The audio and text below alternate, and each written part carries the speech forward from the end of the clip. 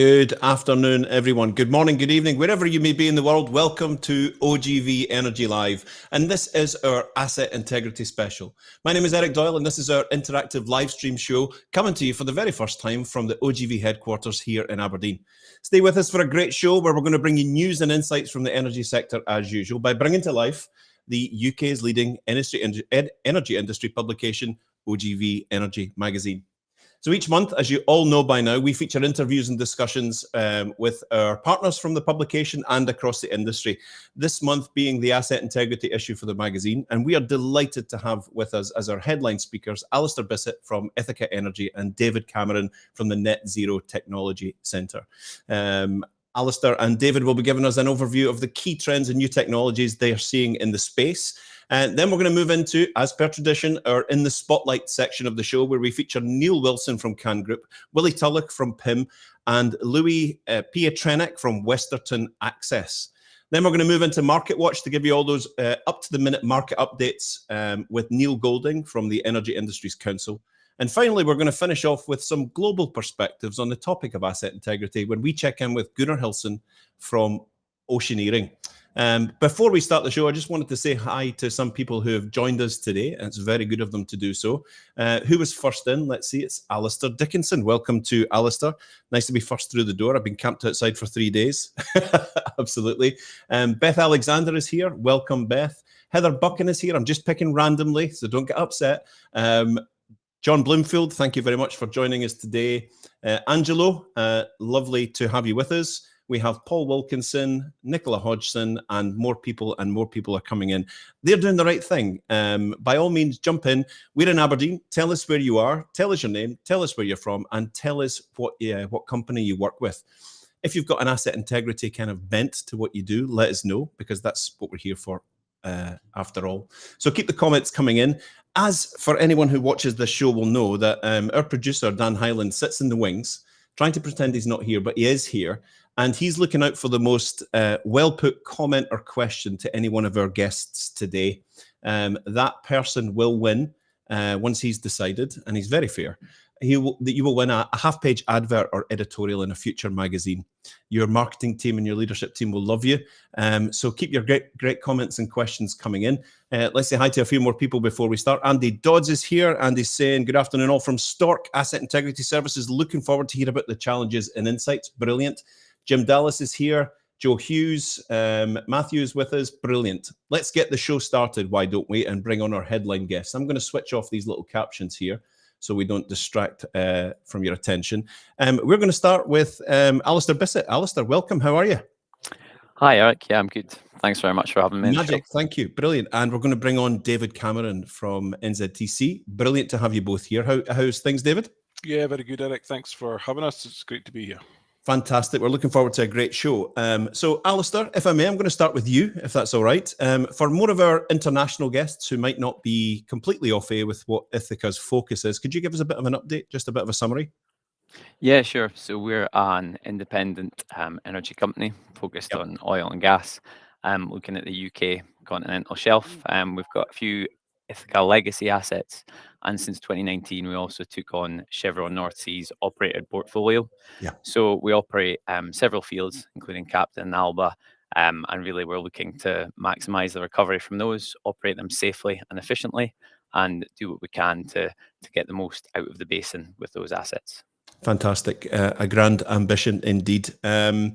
So clearly the asset integrity, asset integrity has been maybe not the term, but maintenance, predictive maintenance, risk-based maintenance, all the way through the years and all the evolutions of what asset integrity means to us today in the offshore world, and of course in the downstream onshore world as well. I only realized myself a few years back that one of the keys to asset integrity is, and a forward-moving industry approach to asset integrity is collaboration. So in your view, how are operators like yourself engaging with each other and groups like NZTC and others? How is that actually working in real life? Yeah, I think it's quite positive, to be honest. And I think there's several different networks and groups in place. As you alluded to, Dave and I work together through the collaborations that NZTC has with several operators. both directly and through other different groups that are out there. In the integrity space, we've also got an asset integrity task group, which has gone through various guises over the years, but in the last couple of years has been reinvented a little bit and is now chaired and facilitated through OE UK. Right. There's that sector as well, and they're involved with the Topsides UK conference each year. And there's really good visibility of things like the NSTA technology and stewardship plans, and also sharing of learnings. Step change for safety is a really good resource. A lot of key integrity topics there. And I think people just generally do talk to each other. I think we appreciate we share a lot of the same challenges and a lot of the same opportunities. So although COVID had its challenges for everyone, the joys of online technology and ways of communicating, and now back to in-person meetings, I think there is a lot of sharing and openness and helping each other out as to what's working, what's not working, and what can we do better and more effective as we go forward. Very good. And you've been in the asset integrity space for a long portion of your professional career. Have you seen more of that collaborative sort of vein yourself? Is that something that you see as a marked change from when you get into the sector? Yeah, I think so. I think there's the understanding, whether it be that most, I guess, perhaps with fewer operators in the basin than there were many years ago, and there's now a focus where most of them who are active have some of, if not all of, the same issues when it comes to integrity and maintenance. So it makes sense, to be sharing those learnings and those insights. With new technology and new developments, there's always the race to be second, if you like. And I think in integrity, there's a bit more of an understanding that if it's not a challenge for you right now as an operator, the chances are it will be in the coming years if someone else is going through it.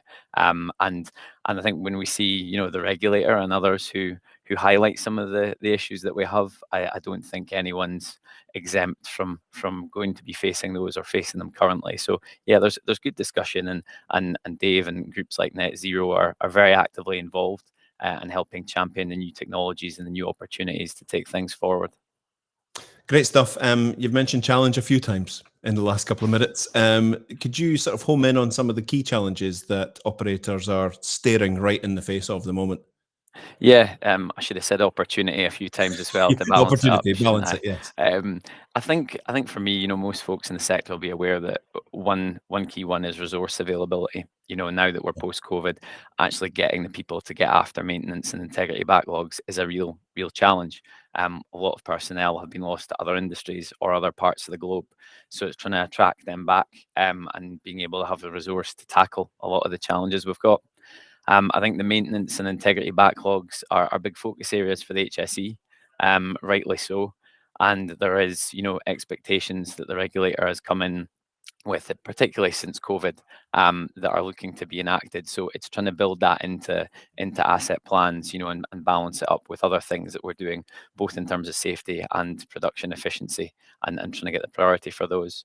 I think on an integrity specific one, and one that's been a big focus for me, is I'm going to call them problem components. That's not a very technical term. I'm sure others have a lot better ways of describing them, but elements of pipework and structures that maybe weren't reported in years gone by when it was reporting by exception.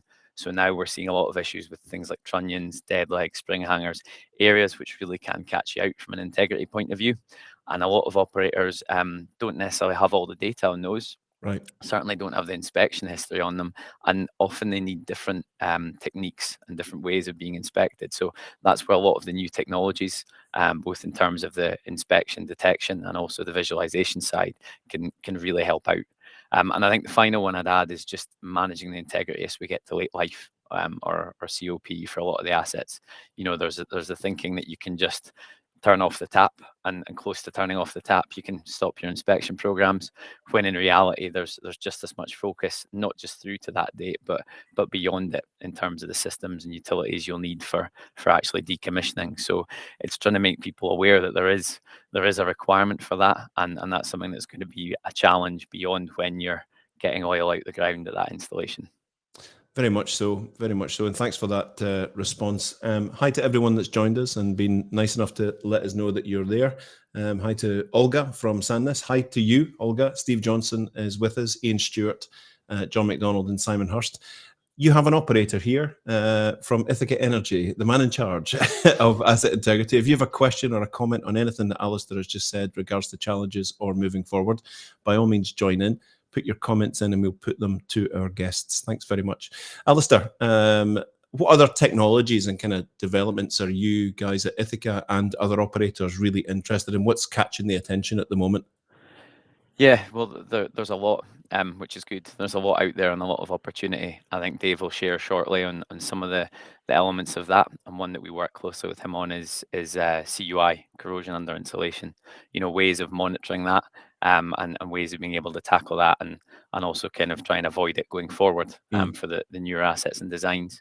I think a similar area for us is a lot of temporary or defined life repairs. We've got a lot of those in place in our aging assets. So ways that we can address those going forward.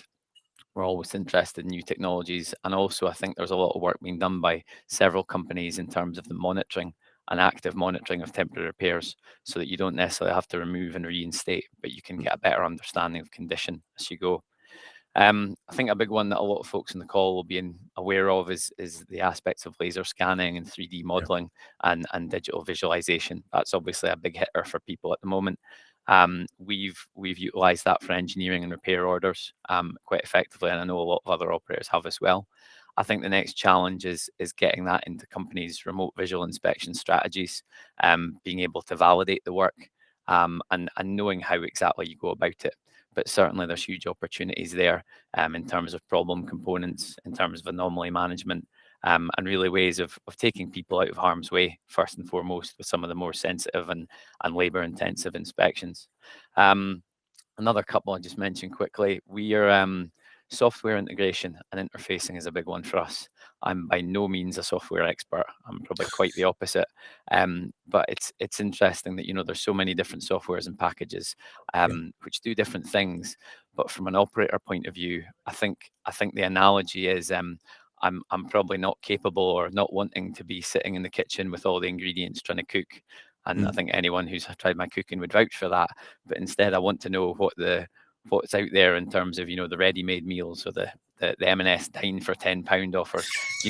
I guess looking for the supply chain to say, well, if you're looking to improve your RBI, your anomaly management, your digital stuff, we can come together with a package of offerings. And so helping the operators connect the dots and almost giving us the pre-made version is going to be something that's a big factor going forward, and definitely helps us out. I'm not sure if that analogy resonates too well, but I think it does. But just for the helps. benefit of advertising and all that, other discount meal deals from providers are available. No, great stuff. I know exactly what you're talking about there, and that's a great for the people from the supply chain and asset integrity to hear that. That's collaboration, getting together, presenting one complete solution is of favour right now. I'm going to jump to the audience before I ask you anything else, if that's okay. I think we've got Gareth from GDI here who's asking, how are Ithaca addressing their problem components? You teed it up. You knocked it out of the park. Yeah, no, I did tee it up. Yeah, I think we're looking at them in different ways. There's some where it's going to be solutions like digital visualization, or possibly robotics that are going to help us. There's some where it's new techniques. There some areas need radiography as the conventional method. Radiography is very difficult logistically and time to sort. So new radiography techniques that are available and out there, and new tools. I think it's a broad brush approach, really. Right. I think different challenges and different components will have different ways of being captured and addressed.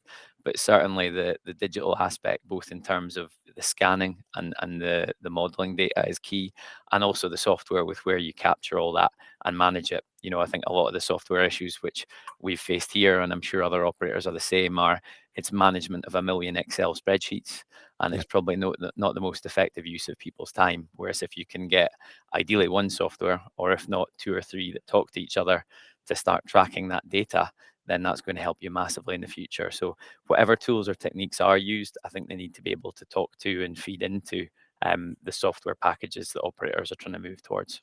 Right. Okay. Good stuff. And thanks to Gareth for asking the question. Lastly, from me, with yourself, Alistair, if you could appeal to, you've already mentioned the sort of the ready-made meal and being able to interface with existing systems and all of that. If you could make any appeals to extended appeals to the supply chain that are listening to the day that want to help you, what do you really need? Yeah, apart from lots of nice ready-made meal options for those We've gone things. down a rabbit hole, haven't we? Yeah, no, I think, you know, I've had good and bad experiences with supply chain over the years, and I would say more recently a lot of good ones with people coming to us and asking what the problems are. Mm. I think maybe in days gone by, and when I've been in previous roles with Ithaca and Chevron, you get people coming in and pitching their wares, and whilst it might be a great solution to them, or indeed the last operator they spoke to, it's maybe not what we're after. Right. So I think almost coming with a listening ear and being a bit of an agony aunt and listening to what our challenges are, and then going away and saying, well, you've given us 4 or 5 things, here's the 1 or 2 that we can help with. I think it helps make best use of our time and their time, and also helps that discussion to kick on. And also I think the leveraging, the sharing of what's going on, you know, just as we spoke about operators talking to each other, you know, Dave does a very good job of sharing what NZTC are up to. There's other things out there, you know, energy technology platform, which I know has got a collaboration with NSTA now. I think we want to make it easier for operators to know what solutions are out there to start with, rather than have to Google from scratch, if you like. Right. And whether that's existing platforms or whether that's ways of coming to us with options and ideas, I think it's trying to make what they're doing more visible. And, you know, a shameless plug for yourselves at OGV, you know, things like this, making things available, engaging with podcasts and sharing what's going on, and kind of doing our work for us, so we can just be lazy and find the opportunities out there would be ideal. Perfect. Thank you very much. The name's Alistair Bissett, Ithaca Energy. Please connect with Alistair and extend the conversation. We'll maybe take some more questions because there are some excellent questions coming in, and thank you for that. David, we're going to move to you, David Cameron, Project Manager at the Net Zero Technology Centre. So, you know, from the outside looking in, we all think that net zero technology, that you must just be surrounded with new tech and innovation and wonderful new solutions and a sort of view into the future. Can you give us some of the insight of what new and exciting technology means for you?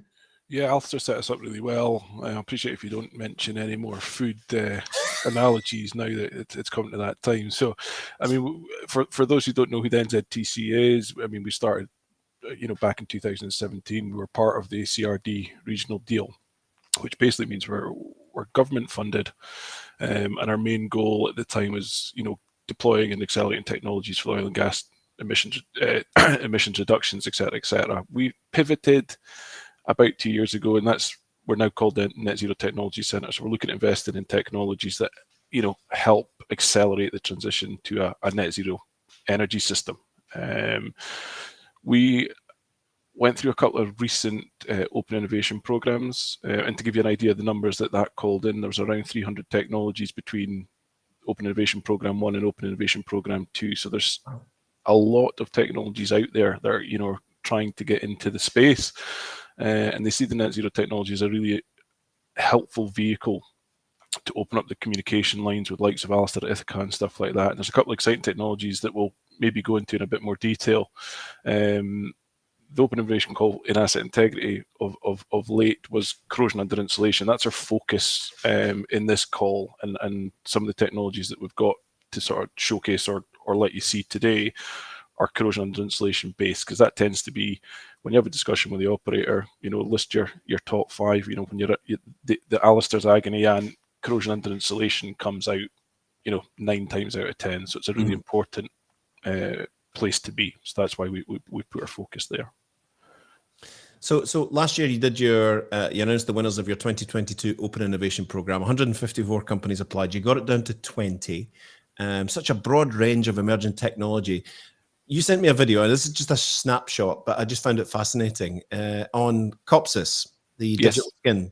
And for everyone's benefit, you may not have heard of this. You may have heard of it. If so, it's still worth watching again. Is it okay if I play the video? Of course. Yeah, absolutely. because I think this is fascinating, and I think we should be okay audio-wise. I'm just going to make sure that I'm clicking okay. Sorry, Alistair. Copsys Intelligent Digital Skin, developed by Copsys, is a truly unique coating system which can be used for a number of applications, including the mitigation and management of CUI. It detects and locates coating barrier damage or CUI hotspots in real time before corrosion damage can occur. The integrated impressed current cathodic protection within the coating creates an entirely new category of continuous sensor technology, consisting of an epoxy resin with Copsys proprietary additives and proprietary polyamine hardener. Copsys Intelligent Digital Skin is the first technology to digitally detect and locate coating damage. When the skin is damaged, a signal is sent to an electronic controller which processes it to locate the damage. The digital skin coating then provides additional protection to the pipework.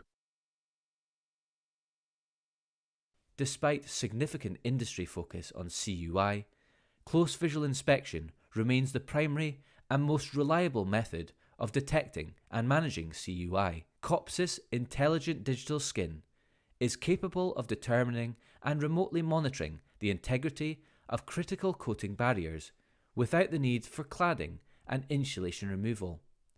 When installed, this technology will minimize the need for expensive CUI-related inspection campaigns and has the potential to sustainably reduce greenhouse gas emissions from the offshore oil and gas industry by an estimated 5 to 10%. That is truly fascinating stuff, right? Yeah, so for us, this was obviously really, really interesting and exciting. We've seen a wee swap, a change into what the sort of focus areas with the operators tend to be in with regards to CUI. So, I mean, before we were looking at sort of technologies, and again, don't get me wrong, there's a couple of technologies that in there still serve the purpose of looking at different technology in the techniques that we were able to see through the insulation without having to remove it to sort of confirm whether or not we have CUI in there. We then have been in a couple of meetings with a few of the operators that were sort of shifting a little bit towards continuous monitoring, as opposed to just letting it happen and then we'll strip it all off and we'll go and fix it. Now we're looking at moisture monitoring. There's some really interesting stuff in the fiber optic space, which we could go into for miles, but the use of fiber optics to take thousands of temperature readings across 100 meters worth of pipe, it's phenomenal technology. And then when Copsys came up with this, the ability to one installer coating, like you're going to have to anyway. So whether you decide that you're going to have to do some remedials on your asset, this particular paint system, granted there's a little bit of electricity required, and there's a little bit of bells and whistles as opposed to just a standard coating. The intention is that it will continuously monitor it. The minute that there is a detected anomaly, so therefore a bit of rust sets in, or there's a nick, or there's a chip, it will send a signal to a digital twin or whatever system you have in place, and then Alistair would be able to send somebody out, strip a meter worth of insulation, repair it, and then we're back to full protection again. It's incredible stuff. Can we just take a question live off the screen here? Paula Gomez has asked, what's the sort of projected lifetime of that skin? So the intention is that the projected lifetime is exactly the same as what we would intend to do with a standard epoxy coating. So right. There's going to be no detrimental timescales involved to this coating, but I think it's important to note we're still building the system. The coating is still, the final sort of mix and all that's got to be completed and all that. But it's going to be like for the most popular coating systems we've got out there. Incredible. Good stuff. Now, for those in the asset integrity space that watch the wires, people may have noticed in the news in the non-intrusive inspection world that there's been some news about the NIFTA program being led up by the North Sea Transition Authority. So, non-intrusive field trial accelerator. What can you tell us about this program?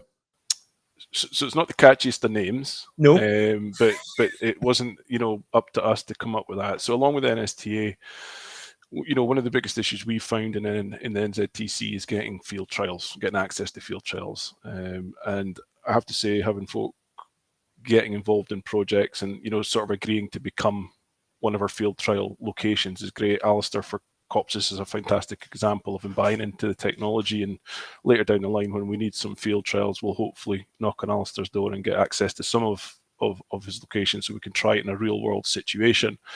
NIFTA's been set up, like it says, to try and accelerate field trials, but what we've done, or I say we, but NSTA and Arno Lambs as the main point of contact for NIFTA, is that we've got terminal operators involved. So, we're trying to get the field trials on onshore locations. And that allows us to get easier access, less hazardous environment, and all in all, cheaper access to real life situations. So it's in its infancy. We've had 2 or 3 meetings. We've got 7 or 8 terminal operators involved. The next step for NIFTA will be to determine what technologies we're going to take and take them forward to field trial. So we're probably planning on looking at an inspection technique that will see through insulation, and we're also going to consider looking at a moisture or 24-hour surveillance type moisture monitoring system to install on some systems. The great plan is we will get the likes of Hoyce, Rosen, one of these companies that will pull together a guidance document for us to basically summarize what does a successful field trial look like, so that when it comes to the end, and if we can determine through a third party that the field trial is a success, it does exactly what it says on the tin. We've then got the the documentation, the data to go to these people, the HSEs of this world, and say, guys, here's a technology, we can see through X, Y, and Z in this sort of situation, and hopefully allow us to get technology deployed quicker. Very good, very good. And addressing all the electricity and systems, the ATEX issues and all of that, with it all packaged up and ready to go. Yeah, so 99% of our technologies will have an ATEX piece in them, and it's something that we'll advise, to ensure that we're ready to go offshore as and when it comes. Allowing us access to onshore, in some instances, there's probably more likelihood we'll get into non-hazardous areas. So the ATEX certification doesn't necessarily have to be top priority if we can get into a situation where we can, deploy the technology, test it, validate it, put it through its thingy, and then obviously we'll get the ATEX thing a little bit later on. But yeah, ATEX for everything that we'll be looking at for going offshore.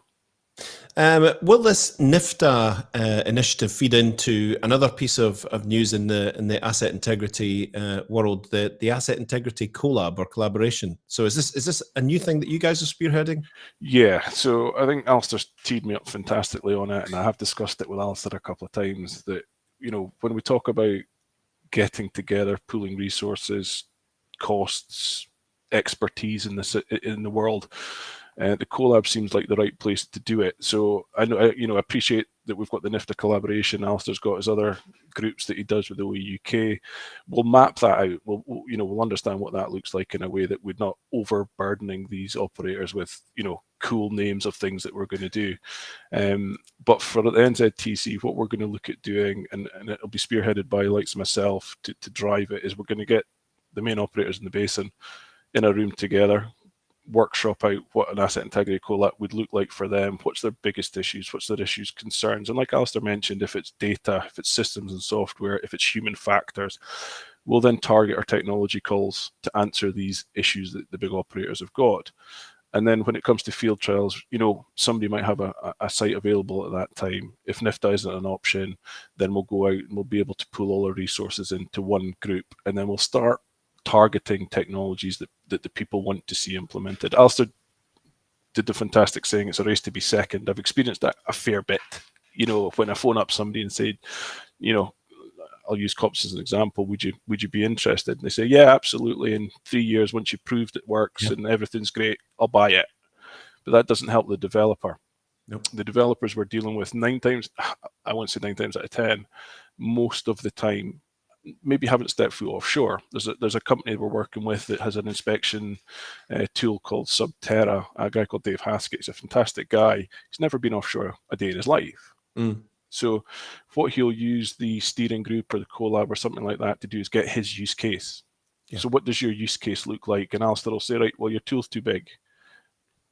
It has to be ATEX. It needs to do this. It needs to do that. Because, they expect pipe work to be accessible, access from, scaffolding all the time. We know that's not the case. So we'll take these guys on a journey and we'll help them build their product so it becomes an easy thing to get out into the market. Very good.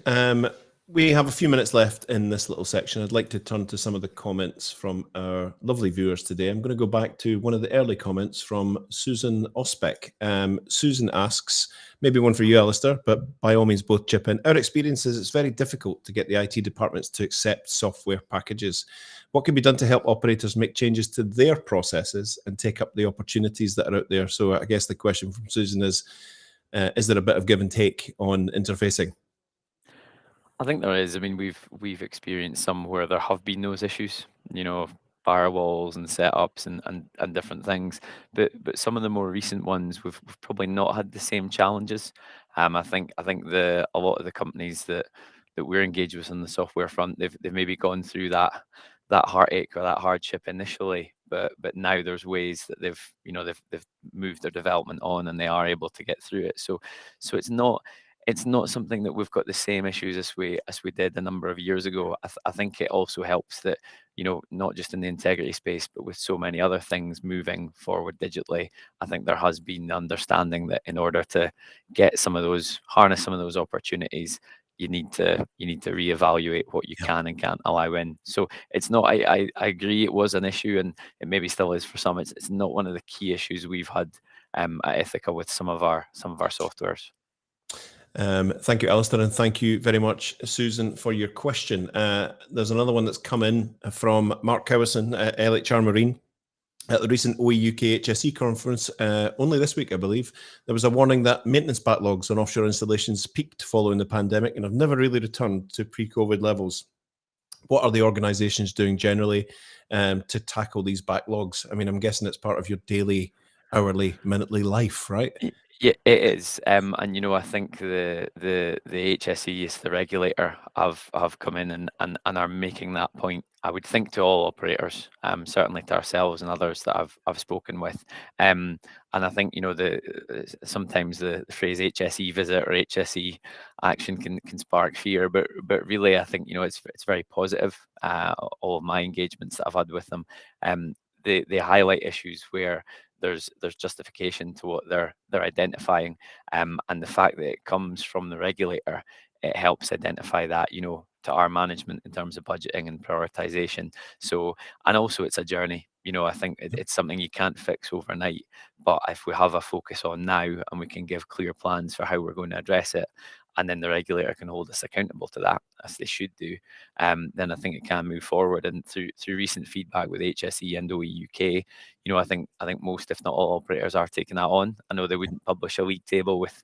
who's doing it best and who's doing it worst. That may be a good thing. Might be a good thing. But certainly it is something that they're holding people to account on, and not just at the integrity and maintenance level, but at senior management and director level. That's very visible, and at Ithaca, it's something that's a key factor with our scorecards and metrics, and we know we have to implement programs and to make the figures come down and be able to address that effectively. Lovely. Thank you to Mark for the question. Thanks to Alistair for the response. Gentlemen, we've come to the end of our allocated time in this section. I'd like to thank you very much for your insight. The invitation's there with all of our viewers today. If you want to pick up on something, please connect and extend the conversation with either Alistair or David or both. We look forward to seeing what's coming down the pipeline. Excuse the pun. A few technical questions have come in about COPSIS. It was COPSIS Technologies, is that right? So there's a lovely website, and I'm guessing people could get in touch with you, David, if they wanted to be put in touch. Absolutely. Feel free to get in touch. Fantastic. Gentlemen, thank you, and thanks for all the questions and comments that came in. We will see you later on. Thank you, guys. Thanks, Eric. Thanks, Eric. Cheers. Wasn't that great? And thank you. We do mean it. All of your interaction, your questions and comments are completely valuable and well received. Remember, our producer, Dan Hyland, is sitting in the wings in the green room. He's going to pick out the best question or comment of the day. That person will win for their company a half-page advert or half-page piece of editorial in a future edition of OGV Energy Magazine. and you will be well looked upon by your marketing and leadership team if you win that. Thank you very much to Alistair and David. We are going to move on to the industry spotlight section of our show. I'm going to welcome, first off, Willie Tulloch. Hello, Willie. Hi, good afternoon. Good afternoon, Willie. We've got Louis Pietrinac from Westerton Access. How are you? Yeah, very well. Good afternoon. Good afternoon. Good afternoon. And we have Neil Wilson from Can Group. How are you doing, Neil? I'm very well, thanks. Good stuff. Neil, you might be down the bottom in the bottom right-hand corner, but we're going to start with yourself. How's life at Can, and what's happening? Busy. Same as everywhere just now, I think. So yeah, the main focus of that I want to talk about in my job is about non-intrusive inspection. So we've got an article in OGV Energy Magazine this week about non-intrusive inspection. We're finding more and more usage of non-intrusive inspection in the industry, but it's always worthwhile to remind people and increase awareness of what non-intrusive inspection actually is all about. So when we talk about non-intrusive inspection, we're talking about an alternative to the traditional way of assessing the internal condition of pressure vessels. So traditionally that would be putting a human inside a vessel. So you would have to do that during a shutdown. You would have to isolate the vessel, clean down, and it's a long drawn out process. And obviously you're losing production there. This would be typically done during a shutdown, and you would have a very narrow window to complete a certain number of vessels in a restricted time. So there's lots of disadvantages to the traditional intrusive visual inspection route, including safety. So with confined space, man entry, all that stuff. So non-intrusive inspection is inspecting the vessel from the outside, so scanning the external surface to get information about the internal surface.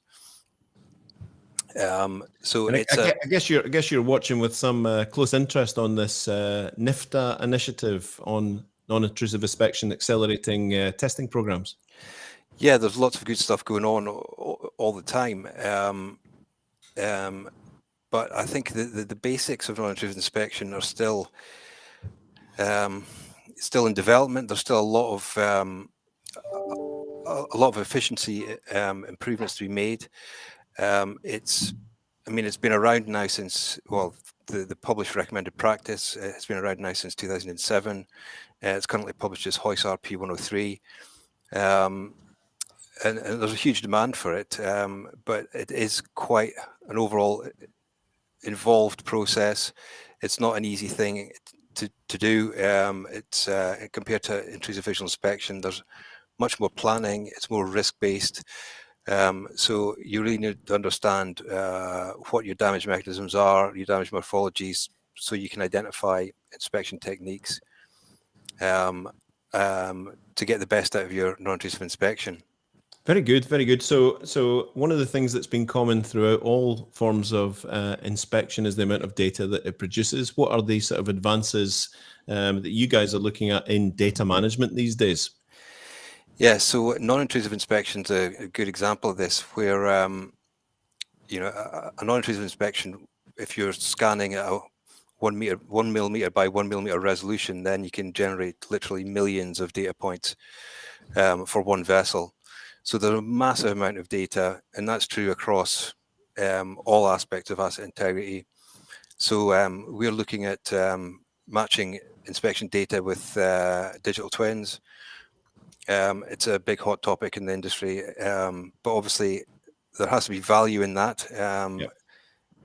So if there's no significant defects, then is it worthwhile overlaying all that massive amount of data on something that's still effectively in brand new condition? So it's the whole thing about data management and all the information we're gathering and the technology, it really needs to be fit for purpose, and there needs to be a defined benefit before just blindly applying digital twins, for example, because they look great on the screen.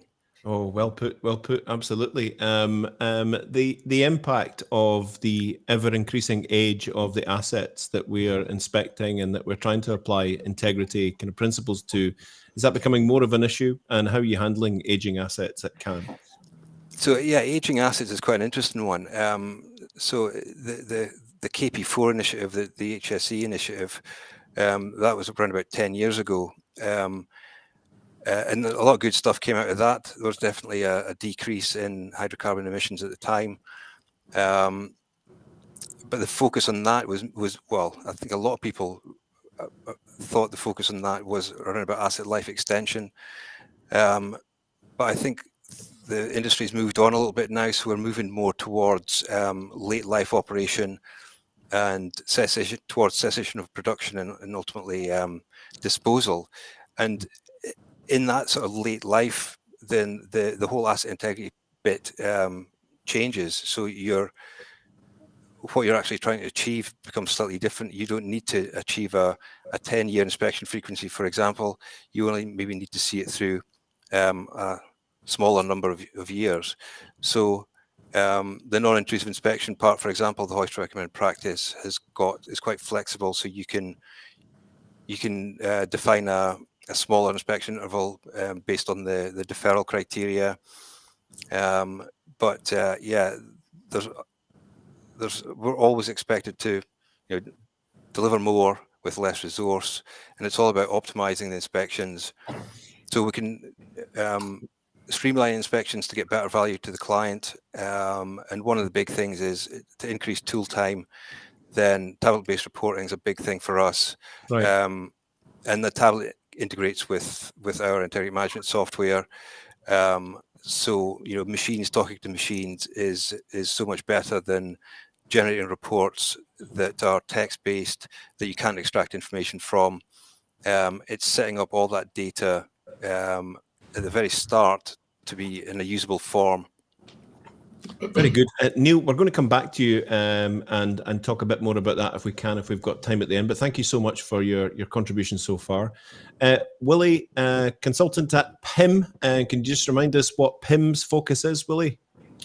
Yeah, so I guess we take or we define where Neil, the work that Neil does with the offshore and doing the inspections. So we basically work out where you need to be looking for the problem areas or trying to find the problem areas and then take the results back from the inspections and update the database, the integrity management databases to with the new information and look at what further work we need to do beyond that, whether it's further inspection when that is, or is there remedial work to be done, basically interventions to make sure that the equipment stays fit for purpose.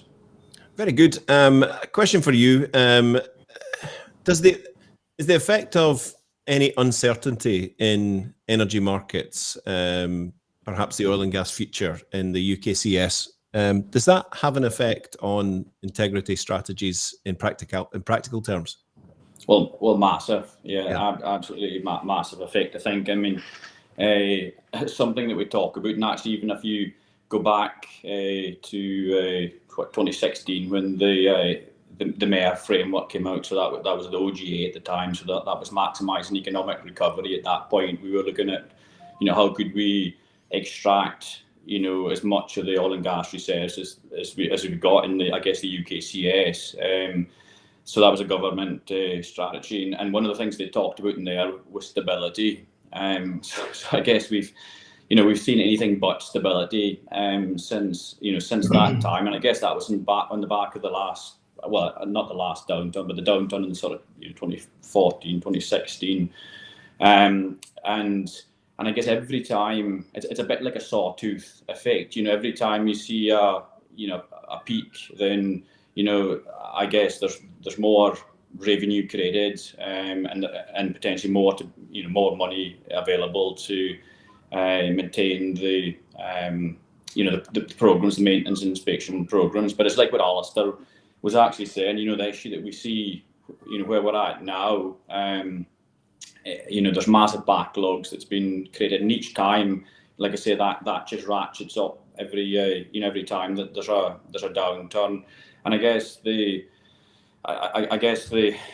impact of that from the two things that you'll see cut probably first of all, when there is a downturn is I guess the paint that we put on to preserve the plant, and I suppose we're looking at innovation and technology, and that's moved on a heck of a lot.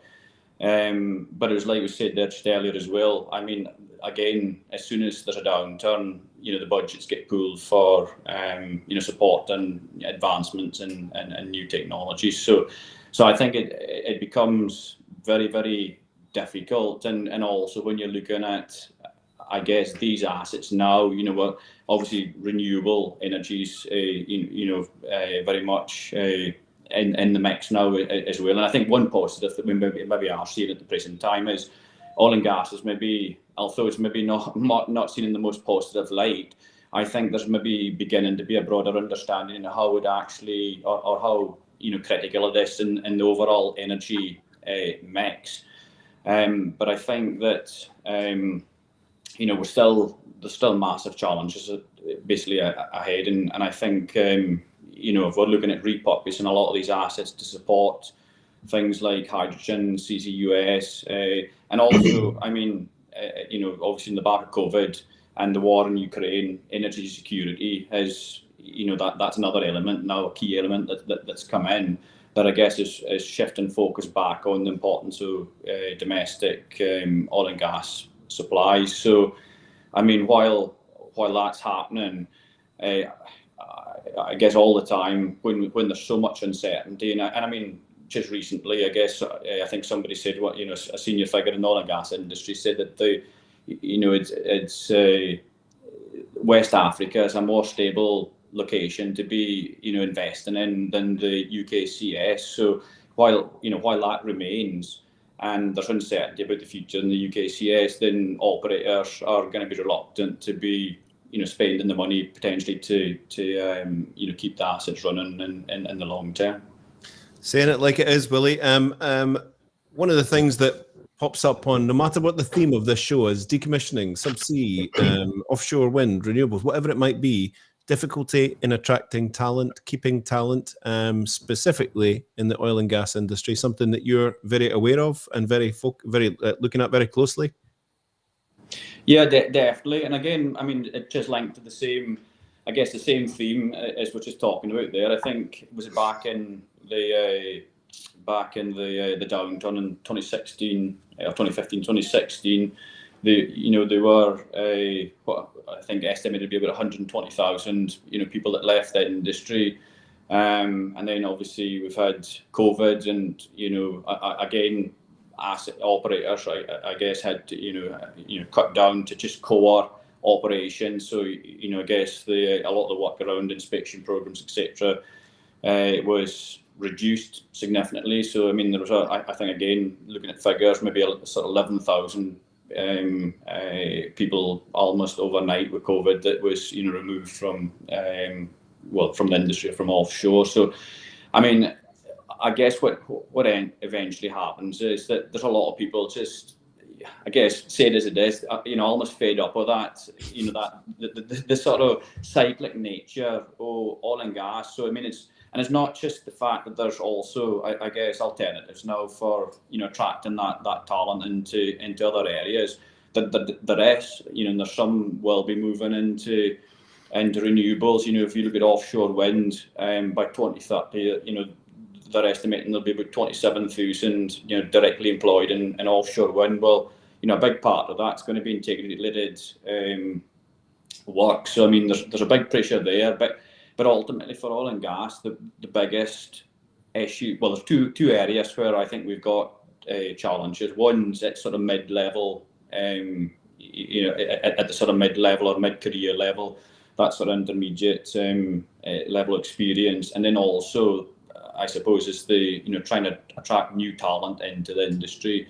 So if you could attract new talent, then you're struggling with having the expertise, at the kind of mid-level to mentor and coach that next level. So, I mean, it's a huge challenge. And then I guess that also relates to, you start factoring in competence. And I mean that you know, we were talking about challenges before. Alistair was picking up on that, and I think, you know, one of my fears or areas where I think we've got, you know, a significant challenge is just around competence. And the danger that we've got now is that we've got competing sectors and renewables, and again oil and gas. If there's a, like say, a mini boom that we're in the midst of now, what we have to be cautious with is just, you know, basically putting bums in seats and not giving people the right training and, well, the skills to do the job. And I guess when you've got technology, you know, technology is great, but it's like the old adage, it's rubbish in, rubbish out. So I mean, people are still absolutely key to being able to use that technology. Thank you for that. We could do a whole show on that subject of competence and talent, and probably should. I can see Dan Hyland in the wings taking notes and nodding in agreement. Thank you, Willie. Of course, when we set up the show, there was a natural bent towards thinking that we were going to be talking about fixed oil and gas assets in the terms of asset integrity. But we have a relatively new entrant in fixed assets in the offshore world, in offshore wind. Are we seeing this? Are we seeing the lessons learned from maybe some, I don't want to say mistakes, but learning from bumps in the road that we made in oil and gas asset integrity on fixed assets? Have we seen that all fixed in offshore wind? Is it all good? I would tend not to agree. I don't know. I guess this is maybe anecdotal, and I don't know.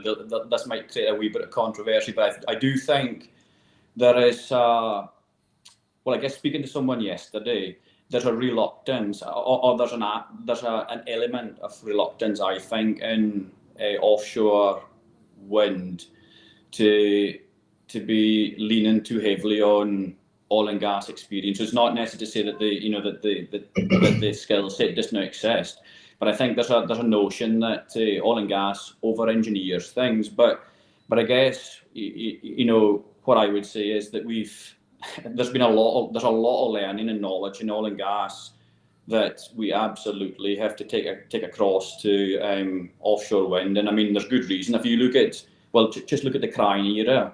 I mean, some of the assets that were, and well, I guess for folk that don't know, Crine was a period where they were looking at significantly reduced costs in the oil and gas industry, and some new assets were installed at that time in the North Sea. And I guess some of the first generation assets have long outlasted the ones from the Crine era, and there's good reason, you know, why that is. And I think also, you know, we offshore wind, they're already, I mean, some other operators or developers I think get it, and it's the ones that have had experience working in the oil and gas industry. You know, typically the offshore wind installations, whether it's fixed or floating, they are being designed for a 25-year life, but the license blocks that were awarded through the ScotWind licensing are for 60 years. So I mean, and they're liable for those licenses for that period, and so you know, really to maximise the return that they're getting on that, and also look into the future. You know, at the moment, oil and gas still accounts for 75% of the total energy needs, you know, the country. So further down the line, you know, if we're, well, 2050, we're looking at potentially 20%, you know, oil and gas, and 80% renewables. Then, I mean, you know, at that time, we're still going to need those assets out there. There's no cost effective to, you know, run the assets for 25, 30 years and then say, right, we'll remove them and then we'll go and, you know, install new assets. It's much more prudent and much more, you know, economic sense to try and develop assets for, you know, the time that they need to be there as well. And I think also something that should maybe worth noting on this, when we look at the scale of what we're talking about here, so I think 28 gigawatts, so installed capacity is what they're looking to put out there. And I remember from the Topsides UK conference in November last year, Mark Wilson from OE UK made a quote that resonated. So he said that basically to install the capacity that we need in offshore wind, we need to be installing a wind turbine every day from now. Well, that's the 2030 target. So we need to be installing a wind turbine every day from now till 2030. Now, a few days has passed since that time, but so as of today, that's 2,476 wind turbines. And to contrast that, in terms of looking at the size of the challenge for integrity management, in 2018 there was 184 oil and gas assets in the North Sea. So you see this. So you see the size of challenge that we've got ahead of us, and it's massive. And I think operators or developers of offshore wind installations need to be factoring in that integrity management in the early stages. And I guess the difficulty we've got, or that they've got, is the speed that they need to be churning these things out. They will have potential issues around quality and putting them out there. So I mean, it's a huge challenge, I think, and I think more needs to be done at this early stage in the development to design out some of the issues that we might see. Thank you so much for your insight, Willie. Lots of learning in there, and I think we get the idea for about half a dozen new shows from that, specifically focused on them. Louis Pietranic, from Director at Westerton Access. You've sat there patiently waiting, Louis. Thank you so much for joining us. For those who don't know about Westerton, do you want to tell us a little bit about what Westerton Access focuses on? Yeah, sure. So we're predominantly an inspection company. We were set up in 2015. Right. There's been mention of some downturns, so that was kind of one that we didn't expect when we first set up the business, but actually it kind of helped us develop the services that we have. So during the downturn, we went from what was supposed to be a small rope access company to a company that was developing technologies that were or services that were more relevant to the industry in its current declining climate. So Westerton today is an inspection and maintenance company globally, providing asset integrity services to offshore mobile and to fixed assets. And geographically, you are located where right now? I'm in Dubai. You're in Dubai. We always love to have an international flavour to the show with our guests as well. Fantastic. So I read in some of your literature about the whole, how do we keep mobile assets on location during regular operations and still maintain a high level of quality of UWeld inspection? And you guys are sort of tackling that, right? Yeah, I guess so. That's kind of the service that I mentioned, that the kind of downturn in the industry had helped us to kind of create was exactly that. So, actually, a point that Alistair had made about coming with a listening ear. I guess that we were kind of forced into that situation because no one wanted to buy our services when we first opened because of the downturn. There was a saturated market. We were trying to do rope access. So we just began asking questions. Well, what do you need? What could we do? Where's the pinch points? And the one thing that really came from these conversations with clients was that if they could remove some of the elements of offline time associated to regular inspection services, then that would be something of benefit. And the biggest one that kept coming up was the UWeld surveys, having to take a mobile rig off of location every 2.5 years into a shipyard or sheltered location to do these surveys. So we decided that we would kind of focus on that initially to try and come up with a solution. And thankfully, we were able to kind of come up with or find a couple of different partners who had some technologies and kind of create a method which allowed us to do that. And that's kind of given us the base of our business. So from that, the business grew into several global locations, performing services all over the world, and removing that element of having to have any downtime for routine UWeld or class inspections. Wow, very interesting stuff. Clearly in that inspection space, you guys have seen, been around since 2015, but in inspection previously, I'm sure. The move from inspection results, we've got the stack of data, we've got all the papers, we've got all the inspection results, to proper data that we can make decisions with. Have you seen a shift to that, or is that something that you're kind of focused on? No, definitely. I think there's definitely a focus from the client side and from the cluster side as well, from talking about the mobile rigs, how we use the data to come up with smarter solutions and different ways of doing inspections in the future. For us, absolutely, it's a focus to kind of use the data that we're taking in all the time. We're taking in tons of data from different clients and different rigs, and using that to kind of refine the way we do our inspections and to come up with alternative or different ways of doing them in the future. So although we have the ROV solution, which allows us to do it offshore on location, maybe we do it different. Maybe we use sensors and monitoring patches and things like this, the technologies that already exist in different industries that can be tailored and made suitable for oil and gas. Absolutely. Do you see this having any impact, a positive impact on the environmental side of things?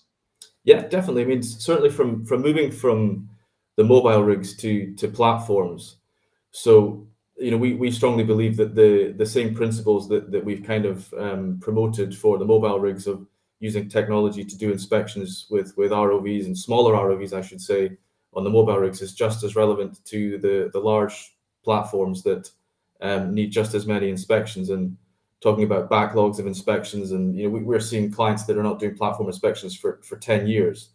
And the cost of doing these inspections is one of the main drivers behind not doing anything, which is not really the answer.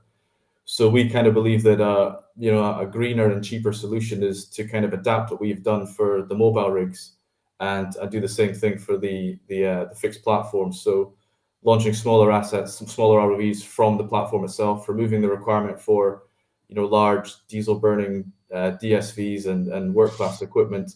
Is certainly a greener solution than perhaps the traditional methods. Do you also see an effect, a positive effect on health and safety and just general overall efficiency in the use of those smaller machines? Yeah, I would say so. I mean, any way that you can remove the human element from these inspections, certainly when you're going offshore and talking about diving, obviously becomes a very dangerous task. Lots of risks involved in that. So regardless of the competence of the company, there's always that risk there. So any way that you can remove that is absolutely beneficial. So we certainly believe that ROVs is the safest way to do these inspections. Gentlemen, it's been a very interesting half hour speaking to you all. Willie Tulloch from PIM, Neil Wilson from Can Group, Louis Pietranic from Westleton Access. For all our guests out there, for all our viewers out there, please pick up on what these guys are talking about. Connect with them, extend the conversation. If you can't find them, I don't know how that's possible these days, but if you can't find them, come through us and we'll put you in touch. We thank you very much for your time, gentlemen. Oh, we have one coming. Here we go. Just we'll take it as they come in live. Whoever wants to pick this up can grab it. To each of you, if you had a magic wand, what is the one challenge you would try and address first, and give it your best? Willie, off the top of your head, what's the one thing, if you could fix one thing right now in asset integrity moving forward, what would you fix? Well, it would be getting a consistent and long-term energy policy for the. So Willie, starting at the top, starting with policy. Very at the top, right at the top. Louis? Changing that race to be second mentality, I think. Changing that race to be second mentality is excellent. Neil? I think focus on the basics. Stop concentrating on the new technology. The technology is an add-on. It's a tool, another tool in the box, but it's not an answer in itself. Fantastic. Short and sweet. Brilliant question, Steve. Thanks for that. I just caught it out the corner of my eye just before we went there. Willie, Louis, Neil, an absolute pleasure. We will see you again, no doubt. Thank you very much for your time. See you soon. Thank you. Wasn't that great? Thank you to all of those guys. We do mean it. Reach out to them, extend the conversation. That's what this is all about. That's what we do this for, to let you see who's you know, at the cutting edge of what's happening in the industry and allow you to connect with them. We're going to move on to our Market Watch section of the show. This is where we find out about all the very latest in what's going on in the world right now. And we have Neil Golding. Neil, you are with us. You are there, Director of Market Intelligence at the Energy Industries Council. How the devil are you? Not bad, thanks, Eric. Very good, in fact. Very good. I'm going to put you, Dan Hyland, who produces this show, always likes me to be on the bottom. He likes the guests to be on the top where they belong. And now you've been with us from the start. It's a couple of years now. You've been doing this show. You're a familiar face. And we always get lovely feedback that people love this part of the show and finding out what's actually going on in the world, because people are busy, and this allows them to find out what's going on. So we always start major announcements or significant announcements recently made by majors in the oil and gas sector that might affect future plans. What do you know? Oh, well, unless you've been under a stone, you may not have seen all of the announcements that have been recently made by the major operators, and that there is that commitment still towards oil and gas, and that's becoming very clear from not just, I guess, the majors, but the NOCs as well, and record profits from a number of these organizations, depending on which side of the fence you sit upon. That's either a good thing or a bad thing going forward. But look, these majors are making some sizable investments, and very interesting to pick up. And actually, it's a nice segue into some of those projects from something that Willie mentioned in that last session around West Africa being a very attractive market to do business right now. And we've seen the likes of Shell make yet further discovery of oil through the drilling of the Jonker 1X oil discovery well there. This is a deep water discovery offshore Namibia, and that follows another couple of discoveries that were recently made in 2022. Sticking with the West Africa theme, I'll go to Agogo, the full field development project there.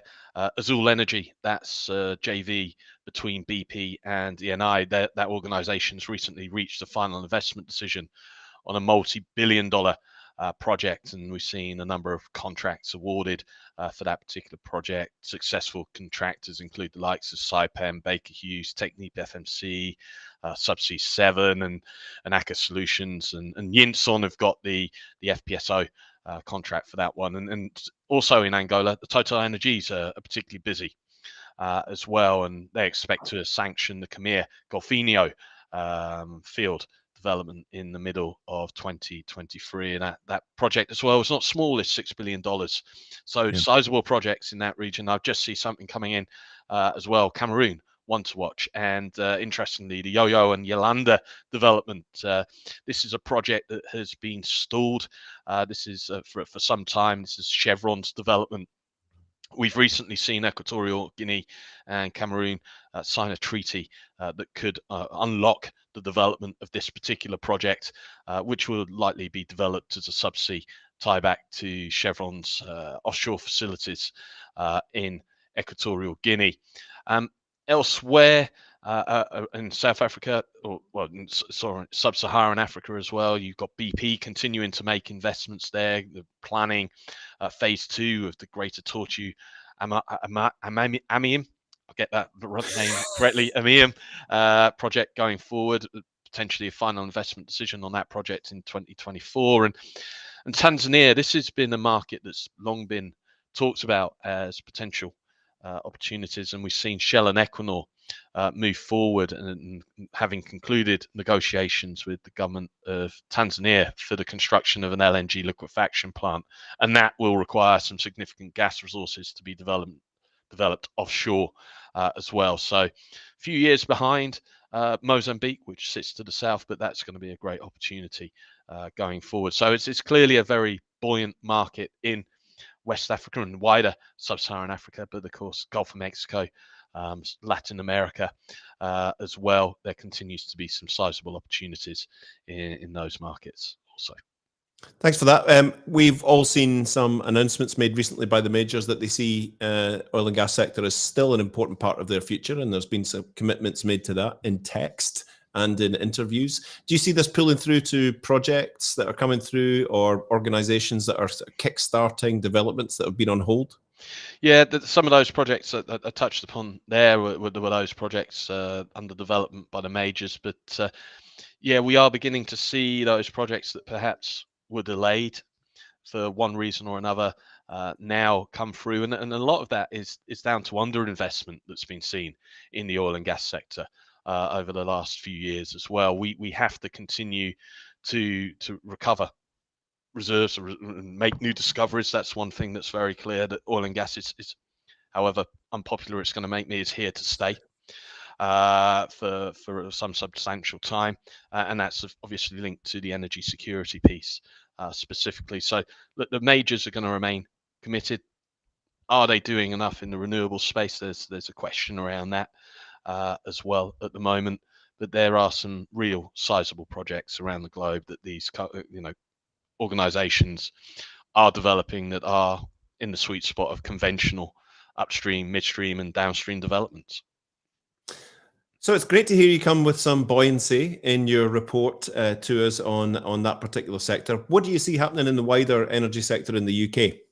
Yeah, Eric, I'm always very mindful that I don't talk very much. In fact, we very rarely talk between Westwood and myself on the UK market, but it is a huge area of opportunity for the supply chain, not out with the impact that the EPL has had on the UK operators in the oil and gas sector. There are a huge number of opportunities right now across the UK and in multiple sectors as well. And offshore wind, we've heard about there from Willie. You know, we've got that 50 gigawatt target by 2030 to hit. We're currently standing at 14 gigawatts. How are we going to deliver that additional 36 gigawatts of capacity? We will wait and see. I love the ambition, but we're also now seeing the likes of hydrogen and carbon capture projects. They're gaining momentum, and I think that there's a reason to be optimistic about the way that they'll proceed going forward. And the latest budget announcement, £20 billion of funding over 20 years for carbon capture is really quite exciting. So there are plenty of opportunities. The issue right now is identifying which of those projects are going to move forward. Yeah. And there are several developers that over the course of the past 2 days, I've been down in Leeds, or up in Leeds, or down in Leeds for you guys, up in Leeds, where several developers have announced that there's going to be projects that are going to reach final investment decision within the carbon capture sector, the sustainable aviation fuel sector as well. These are £1 billion plus projects that we're talking about. There's going to be a bow wave of opportunities that are going to require largely the oil and gas supply chain to help deliver these as well. So keep your eye out on the activities in particular around carbon capture. RFQs for the EPCs expected back end of this year, second half, and final investment decisions first quarter of next year, and alongside that 2 SAF projects as well, one developed by Alphanar, another being developed by LanzaTech. But someone mentioned hydrogen. Yeah, and you've been off attending carbon CCUS and hydrogen events. Yeah, that's right. And look, we were of this view that hydrogen and carbon capture would come through together. I think what's very clear at the moment is that there's a huge amount of opportunities in hydrogen. The business models aren't right yet. They're not in place. And that, again, picking up on what Willie said, energy bill. It would be lovely to finally get that over the line so that we can actually recognize and see what the landscape might look like. We absolutely need that energy bill. So hopefully that will come through fairly soon. But hydrogen looks as though it's about 12 to 18 months behind potentially at large scales versus carbon capture at the moment. And I don't know if Equinor are listening, but Dan Sadler presented absolutely brilliantly around some of the challenges that are faced right now going forward. And there's some very clear messages that we're hearing from both carbon capture and hydrogen. How do we develop that? We need collaboration between all parties. We need to begin to share information as well as to the best way to develop these projects going forward. And that collaboration that I talk about is between operators, it's actually, and also the supply chain. Engage the supply chain early, and in particular the OEM suppliers in those sectors, because frankly, supply chain constraints, that is one area of serious concern. Now, we've got the capabilities to deliver these projects, but there's the access to materials, specialist metals, access to people. Again, you've touched upon that. Could be you could carry on every month doing that. Yeah. But this we need to think outside the UK bubble here. This isn't just a UK issue. This is very much a kind of European and almost a global issue right now, that there aren't the people to deliver these future projects. And I feel that really the pace needs to pick up on both hydrogen and carbon capture projects going forward, and UK to be seen as a first mover so that we can seed and root the supply chain within the UK. So it's exciting times, but not without its challenges. Hey, all we heard was a lovely buoyant report and a bow wave of opportunities. That's the quotes we're taking. If we can, I'm going to take a question, and maybe you can have a go at this one. It's from Paul Wilkinson. Paul has asked, we might not get all the text on here, so I'll read it out. If Namibia and South Africa begin to replicate the huge success that Exxon and others have had in Guyana, do you see the FPSO market coming under pressure? If shipyards in Asia are at capacity, can we expect to see more demand for older vessels in the field? Hold on, for older vessels or fields nearing the end of life or closer closer to home? That's a great question. That's a topper. And that is, thank you, Paul, for that one. And I will try and tackle that. We've just done a piece of work which highlights that there's going to be 100 plus FPSOs potentially required globally. And these are going to be new builds. There'll also be conversions. Namibia, South Africa, let's wait and see what kind of resource is that we're going to see there. I know that there are issues in terms of difficulties in the currents, which will make those developments particularly challenging. So will an FPSO be the right kind of development concept? We will wait to see that.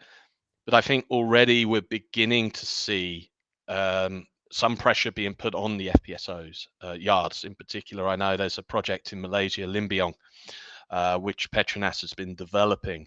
They have delayed the procurement of an FPSO. It's just a challenging market right now, and I do feel that we're going to find yet more constraints again to potentially deliver these projects going forward. So, are we going to see more demand for older vessels? Yes, quite possibly as well. I think that there's going to be a little bit more movement as some of those fields come to end of life within the more mature markets, potentially to move those vessels onto these newer field developments. But are they big enough to handle the quantities and the volumes that are being talked about for some of these new field developments? That's another question, which I don't have the answer for. Yeah, thank you, Paul. Great question. And thank you, Neil, for your market update for us. Always great to have you on the show. Thanks so much, and we will catch you next time. For anyone who's never connected with Paul, please connect with him, LinkedIn, whatever it might be. Get in touch with them and extend the conversation. Thank you, Neil. Cheers. Bye-bye. Bye-bye. So we normally wrap up the show towards the end, but we have another special guest. We are going to go now and meet with Gunnar Hilson from Oceaneering. Hello, Gunnar. Welcome. Hello, Eric. How are you? Very well indeed. Very well indeed. If you could just either shout a little bit louder or come a bit closer to your microphone, Gunnar. I can try closer. I can shout. We can do everything. So, global account manager at Oceaneering, but with a vast, long history in the asset integrity world, Gunnar. Is that right? Stretching back. That's a half lifetime already. Half lifetime already, of course. Within this space. So this has been my core theme throughout my career. Yeah. So it's really encouraging listening to what the guys have said already with Willie and Alistair and all the teams here. Really encouraging. Very good indeed, and lots of focus on it. Lots of energy around it. So you're over in Stavanger, but you have a global remit, right? That's correct. So what is your take? I mean, you've been there, man and boy, your whole life in this asset integrity space. What is your take on the overall sort of driver or challenges that we see in asset integrity in 2023? Yeah, asset integrity is some kind of assurance for safety, operational performance, and to this, governance standards to the operators, risk level and throughout all the asset lifecycle. Mm-hmm.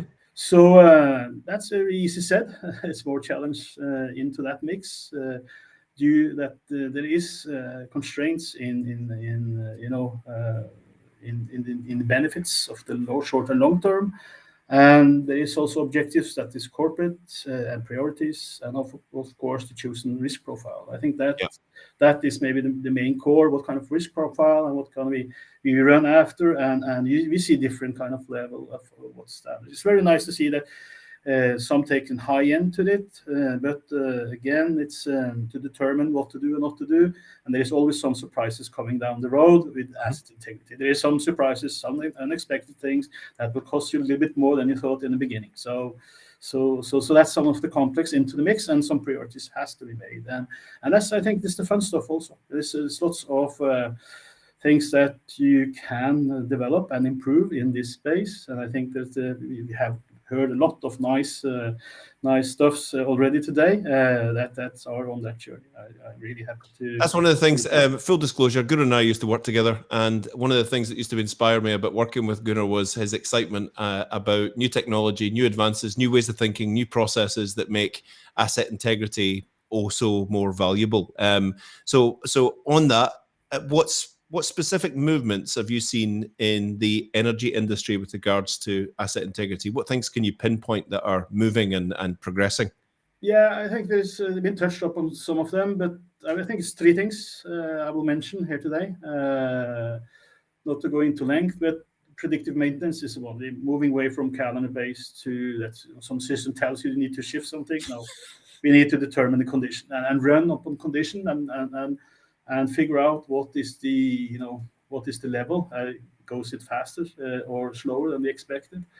And when you should actually do shift. And with the new technology that's been mentioned upon, there's lots of new technology on the horizon here with remote inspection. People sit at home and do inspections and determine if the degradation has been faster or slower. Easier access with drones. There's air drones, subsea drones. My company is running the subsea drones, so we try to figure out leaks and all those juicy stuffs. And dogs, it's land dogs that is running now in Boston, to figure out, combined with artificial intelligence and machine learning, we can faster determine things, and there's lots of development in that space. Human robotics, it's I've seen some videos already. Yeah. In service inspection already, it's really, really.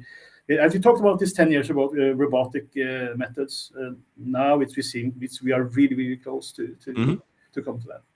And also in that space, black boxes telling you when things shall be fixed or conditions levels and so on. We see that more and more, and of course software calculators that do predictions in minutes instead of days of engineering. Yeah. If I can do some advertisement, we have a tool called Inform Predict, and we will try to cheat with it and see if you can put in less data. It comes up, oh, come on, you need to bring in more if you should do some calculation. So it's lots of development in the technology side. That's one space. The other space is within, I think, the process. I think the decision case needs to be shortened. I think it's what to do within technical integrity is too lengthy, where we have to first measure, figure it out, analyze. Maybe a team has to analyze for weeks, months, and then we have to determine what is the best solution or the optimal solution or affordable solution, and then deciding for execution and those things. So we do think that that there is a movement towards shortening that process. You need to figure out, because you would like to have as much time for planning and execution and not so much figure things out. So within hoist and non-intrusive inspection teams, they try every day to come up with better detection methods for animals, and that's a key. Sensoric, and those needs to be some mention here is non-intrusive is expensive, yes, but it's coming at a lower cost eventually. Some competence needs to be feed into those who are doing actually this process shortening. Then we need to have more competence into one body, and of course collaboration has been mentioned, where I do see that if you want to resolve things faster, you need to be collaborative. You need to get the engineers in there. You need to get the operators in there. Operators and engineers talking to each other. That's a rare thing, And that's there's the guy up there. They're calculating all this shit, They don't and we are operating it. We know how it works. So we need to get together, be friends, and then looking at how we can process data and how to be data efficient in this way. So that is the process side of things. And the last thing I want to mention is visualization, not digitalization, visualization. Now we can go in real time into space. It's an eye opener, and you can actually point at things. You can determine the conditions. This conditions statement there is performance data there. I know that several operators is on that journey. Alistair mentioned that they are there. I think that the digital twin has get a little much too boost. It's very static today. We need to get it into dynamic forms, collaborative forms, and I still hear that report sucks around the globe.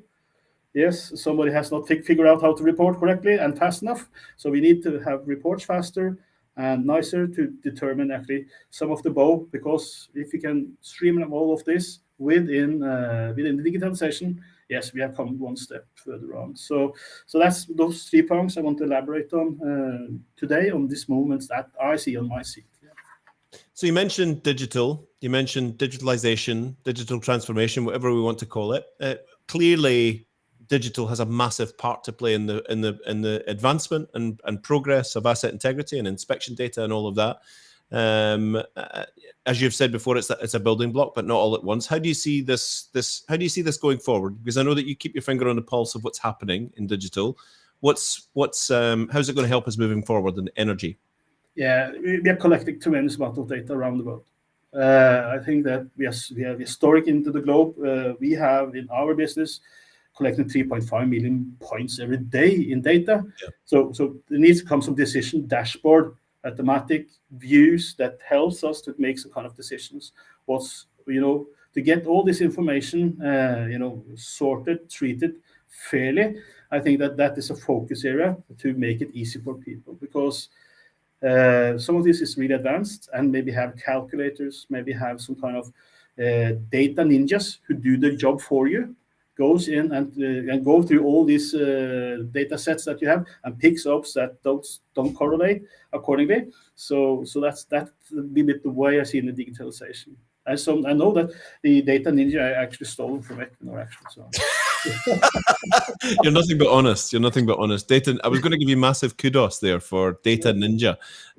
Fantastic. Gunnar, if it's okay with you, we're going to take a question from our audience. So because Graham has mentioned you by name, it's only fair that we do this. Does Gunnar and Oceaneering believe that prevention is often better than cure when it comes to asset maintenance and integrity? And if so, how much importance is placed on chemical procurement that can assist this process?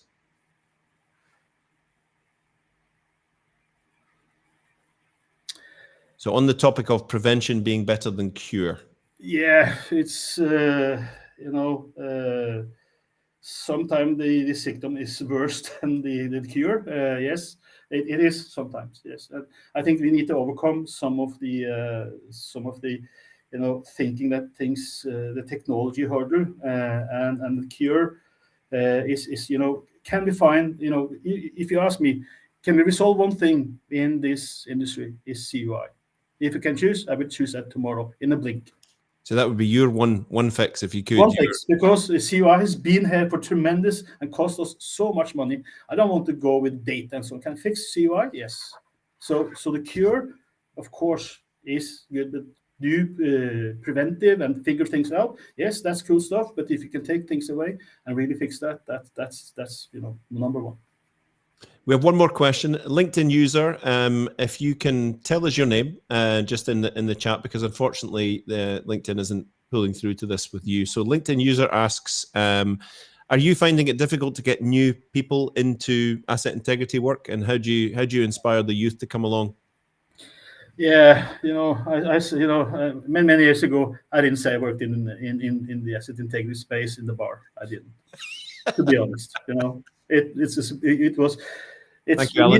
need to have some passion, and you need to have some dedication. But I have hired people from chemistry, process, all kind of engineers into the asset integrity, and they have found it really, really good because they get so many different challenges every day. So if you want to do blueprints, yes, okay, you can do that and design and all this. But in asset integrity, every day is a new challenge, it's a new thing to tackle on with. So when I speak to and hire people in our areas, they are interesting areas. Yes, there is some constraint as of these days after the pandemic and all this. But I think talking to the industry and having sessions like that, inviting the students and talk to the students about what we do, taking care in a risk perspective of ESG moments and all this. I think this is a really, really okay. Yes. there is a chance to get people, but talk about it in the right way. Yes, we will get. Gunnar Hilson, it is always a pleasure to speak with you. We'd love to have you back on future shows to get an insight into what you're thinking. Yeah, if you invite me next year on this session, so maybe we can take up some of these boxes we talked about this day.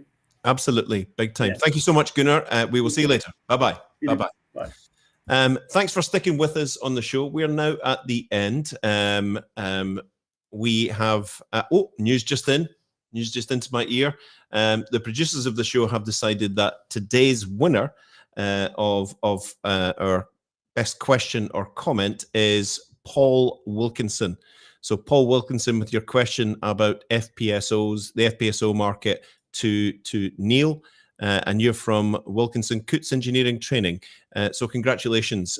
You will be receiving a contact from Dan Hyland, I'm sure, to set up a free half-page editorial or advert in a future issue of OGV Energy Magazine. I'm contractually obliged to do that whenever I say OGV Energy Magazine. I need to lift up a copy.